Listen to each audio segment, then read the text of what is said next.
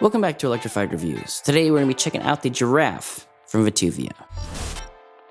The VTUVIA Giraffe steps into the e-bike realm with the promises of long-range commuting, accompanied by a blend of modern aesthetics and high functionality. As the e-bike market grows more competitive, the Giraffe positions itself as a robust mid-range option for both novice and experienced riders. Let's dissect its features and see if we can pin down its place in the market. Its key features include a 48-volt, 500-watt geared motor, a 48-volt, 14-amp-hour battery with LG cells, 27.5 by 2-inch anti-puncture tires, 5 levels of assistance with thumb throttle included, easy to get on step-through frame tailored for a daily commute, 7-gear Shimano shifting system, that's a tongue twister, Tetra mechanical front and rear disc brakes, and an ergonomic riding position with adjustable seat height. My first impressions are the Giraffe exhibits a seamless blend of design and function. The step-through frame's stylish structure ensures ease of mounting and dismounting while maintaining a chic urban aesthetic. The inclusion of 27.5-inch anti-puncture tires promises a mix of durability and performance, and for a price tag of just $1,700, there is quite a bit of value here. Let's talk about the performance and the handling.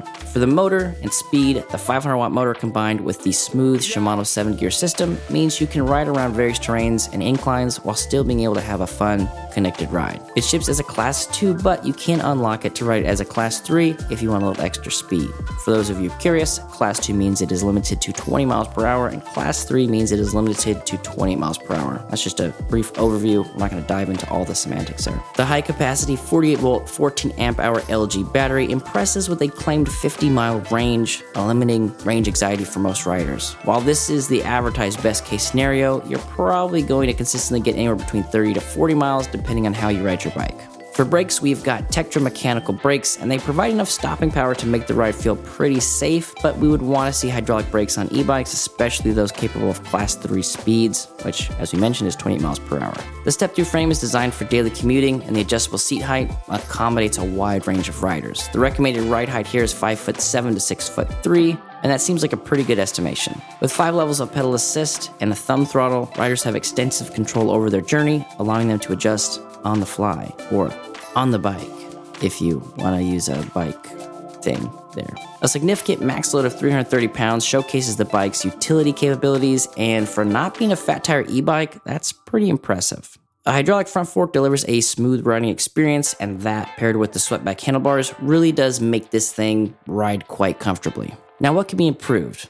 The first thing, and this is my usual first thing, is the weight. So it weighs in at 60 pounds, battery included, and some might find the Giraffe a bit hefty, especially when storing it or lifting. Additional accessories would enhance the overall value proposition here, especially given its mid-range affordable price point. Having said that, it does include the 3 things we need to see for us to consider this a commuter, which is a rear rack, fenders, and integrated lights. So what's the final verdict here? VTUVIA's Giraffe emerges as a versatile player in the market, emphasizing performance, comfort, and style. With this impressive range, ergonomic design, and utility-focused features, it stands tall amongst its competition. Get it? Like a giraffe. At $1,700, the Giraffe promises a ride that is pleasurable, dependable, and affordable. All right, guys, we are here for the ride test on the Giraffe from VTUVIA. We are out here in the Power on E-Bikes parking lot. See if we can sneak onto the road a little bit. But this is, I think it's about a quarter of a mile from the end here to the front, so we should be able to hit our top speed. Let's go ahead and just get to the exciting stuff. Turn our display on here, put pedal assist level 5, and let's go ahead and, well, actually before we do that, let's do pedal assist level 1. Let's hit the throttle. Let's see what we get out of it. And so the main reason I'm doing that in pedal assist level 1 instead of just cranking up to 5 is I want to see if we've got full access to the power on the throttle, which we do here, which is nice.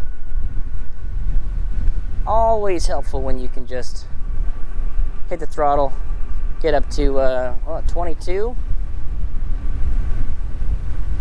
Yeah, okay, so you get a little extra, little bonus 2 miles per hour out of the throttle here. I'm gonna go ahead and do a braking test when we get to the end.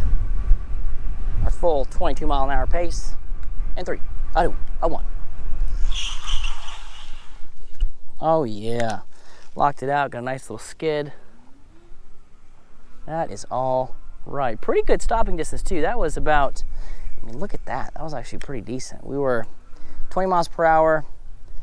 You can tell where we started. I was trying to get my front tire right here at this moss, so it's from here to there. That's probably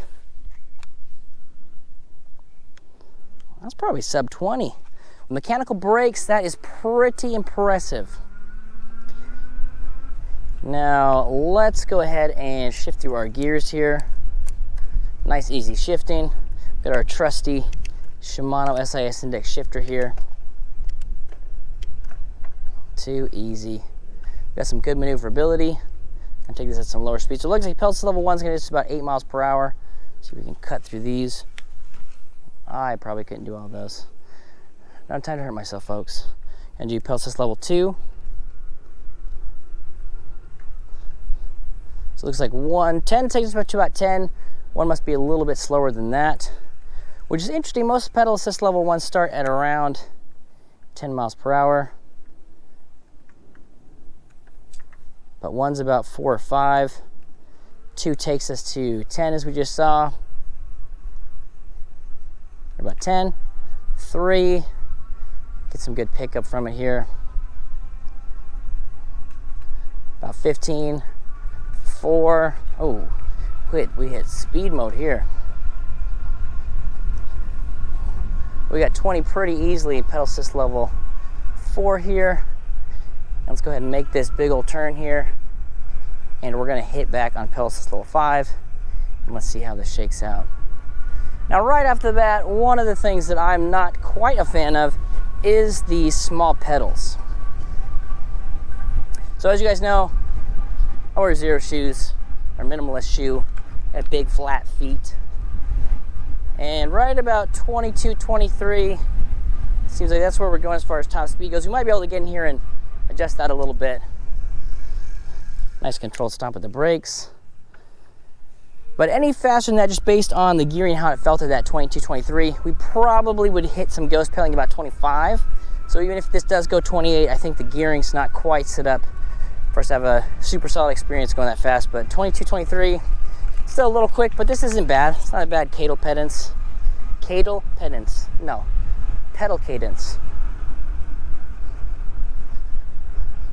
Super maneuverable. I'm riding around a lot of fat tire bikes recently, and yeah, just having the flexibility to kind of do a little carving is nice. So handling wise, very good. Very nice upright riding position. Again, great control here. So if this is something where I'm probably putting like 3.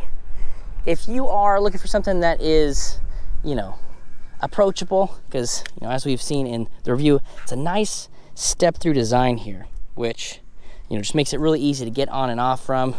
So normally I just throw my leg over out of habit, but stepping through here, super easy to just get your leg over, swing it through there, you're up, you're back on the bike, throttle to start, and you're off to the races. And then you've got a nice easy breezy ride here.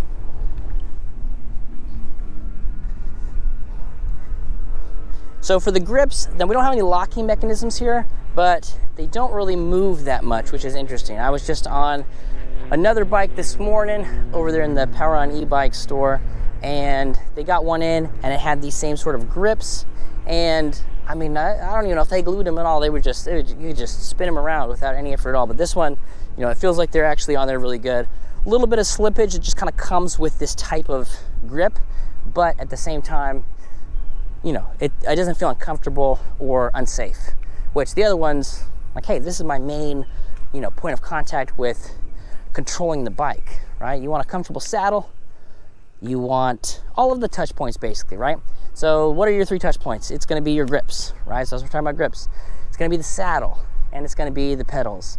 Now, fortunately for all of us e-bike consumers out here, those are very easy parts to get, very easy to swap out. You don't have to be mechanically inclined whatsoever to change out a saddle or pedals or grips.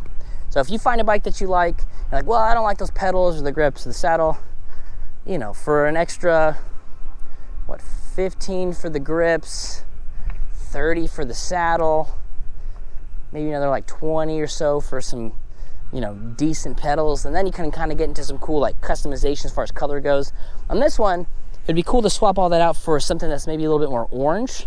So you should kind of have those orange pops. The VTUVIA on this particular model is orange, and so you'd have a nice little, yeah, just some cool pops of color.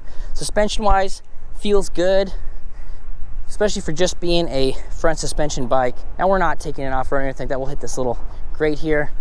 Oh, easy breezy, like it wasn't even there. And again, just cruising around. We're in pedal assist level 3 on 15 miles per hour.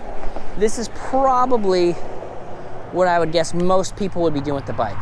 You're out in, you know, probably not doing laps in a parking lot, but you're probably, you know, on a bike path, or, you know, in the neighborhood, and you're just looking to cruise down to get the mail or head to the pool, or, you know, whatever it is you crazy people do in your spare time. And this is great, you know, it's very comfortable, very upright ride. Nice, affordable price point here on this one. And it's also a very stark contrast. I was riding around on the Gemini a little while ago, and, you know, that thing, you know, they had it unlocked. And so, you know, we're going 32 miles per hour with the throttle on it. It's this big, beefy, fat tires, 2 batteries.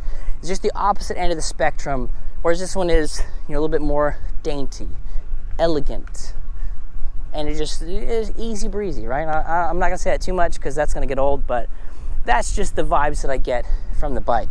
It's simple, you know, Shimano SIS index shifter here, our throttle's right here if we want to use it. Adjustable stem. So right now, let me check to see where we're at with that stem. Let me stop in the shade though, because guys, it's hot out here. Sweating my butt off. So it doesn't look like we have any gauges as far as like what is, you know, sort of the right spot for it to be at, but it looks like it's got quite a bit of maneuverability both down if you want a more sort of like cruiser vibe, or up if you're looking for a little bit more of a, you know, a higher cruiser vibe. For me, this is good right here. Now, I don't know why I put the kickstand down because I'm going to keep riding here, but for me, pedal geometry wise, probably a little bit, I've got the saddle a little bit low. Now it's something, if I was looking for good pedal geometry, you can definitely get it here. But, you know, I'm making a video for you guys, and so I want to get the camera in a nice spot, and I usually sacrifice a little bit of pedal geometry for a better angle, because if you guys were just looking out in front of the bike or catching the top part of the screen, no one's going to watch this whole thing, you know? And for the 4 of you that do watch this, I want you to know that I respect your time. So let's go ahead and ride around a little bit more, because this is the ride test, guys. Now, one thing we can do actually while we're here is there is this back strip that I think we could take this on just to test out that front suspension a little bit more than we have so far, because, you know, I like to tell you guys if it's going to be able to do stuff. You're like, hey, can it go off-road? I don't know yet, unless we try it out. So for you guys, let's try it out and let's see how she handles on a little bit of off-road. Now, this is not something where, you know, sticks, roots, things like that. I feel like a lot of the fat tires get away with doing those sort of things just because they're fat tires. But we don't have fat tires here, so not a whole lot of leniency as far as the off-road department goes. But we're gonna do it anyway. Let's see how she handles.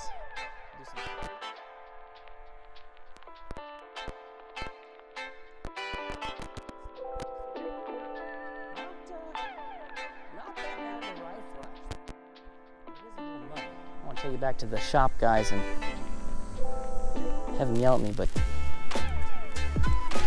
oh, this was a mistake. This is a mistake, guys. Oh, I don't want to get my shoes dirty. Well, guys, is she ready for the off-road? Not the muddy off-road. Not the muddy off-road. And I just added extra 20 minutes of me cleaning it up. But like I said, guys, we do it for you. And with that, we will end the review. Thank you so much for staying with us. Appreciate you guys. If you guys have any questions about VTUVIA or the Giraffe down below, let me know. Love talking to you guys, and we'll catch you on the next one.